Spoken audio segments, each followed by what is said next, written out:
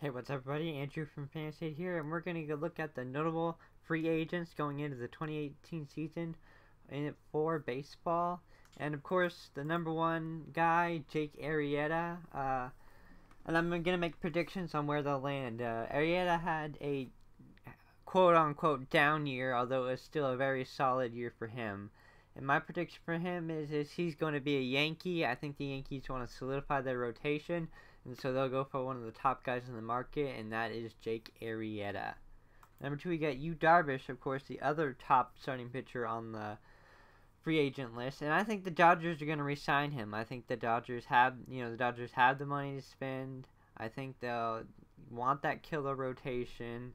I don't think they just traded for him to be a rental. I think they want to sign him to a long-term contract, so I think he'll stay with the Dodgers.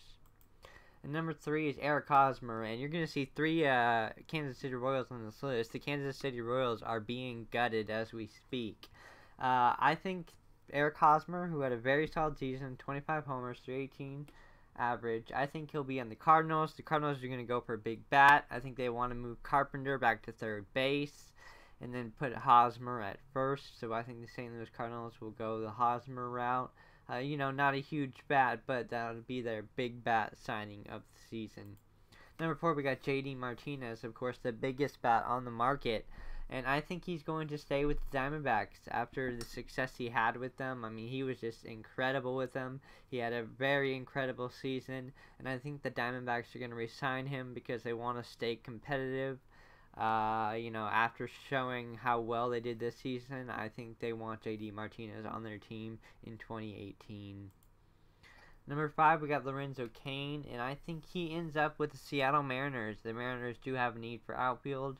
Of course, they do have guys like Mitch Haniger, but I think they want a good center fielder, and that's Lorenzo Cain. He'll give them great defense, and he won't kill them on offense.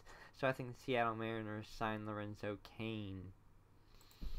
Number 6, we got Carlos Gonzalez, and I think he will sign the qualifying offer the Rockies will probably give him. I think the Rockies offer him a qualifying offer. He takes it, hoping to have a better season, and then signing a bigger contract in 2019. Even though the 2019 FA class is a little bit more loaded, I still think he goes the qualifying offer route and stays with the Rockies. And then another Carlos Santana. I think that's the Red Sox big bat signing in the offseason, Carlos Santana. They need a first baseman. He's a switch hitter. He'll add some power. He'll fit in nicely in that Red Sox lineup.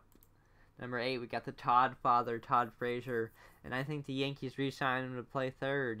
They really don't have any other options. They got Gleyber Torres, who could play third potentially, but I don't think they're going to want to start him right away, and I think they signed Frazier to cover third base over a guy like Chase Headley. Number 9, Zack Cozart, shortstop. I think he goes to the Diamondbacks. The Diamondbacks do have Ketel Marte, and they have Daniel Descalso, and of course they have Nick Ahmed, who can play shortstop. But Cozart, who had a very great first half, not a very good second half, I think they signed him because he does play good defense. I think they signed him to bolster that already killer lineup. So I think the Diamondbacks are going to sign J.D. Martinez. They're going to sign Zack Cozart. I think they want to catch the Dodgers, and I think they're going to try to do that through offense. Of course, number 10, we got the Moose, Mike Moustakas. And my prediction is he goes to the Brewers. I think they move Travis Shaw to first base and sign Mike Moustakas to third base. Moustakas is, still under 30.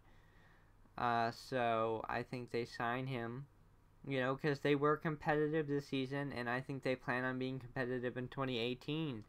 They have a very young core with hitting, and Moustakas fits right in with that. He had a career high in homers and 38 this year, and a perfect time for him to hit free agency. And then, of course, we got Wade Davis. And I think the Diamondbacks sign Wade Davis because they've got to bolster that bullpen if they want to have a solid team. Fernando Rodney does not work as a closer, so I think the Diamondbacks make a huge splash this offseason trying to compete with the Dodgers, and Wade Davis is going to be a big part of that. For Fantasy Aid, I'm Andrew, and thanks for watching.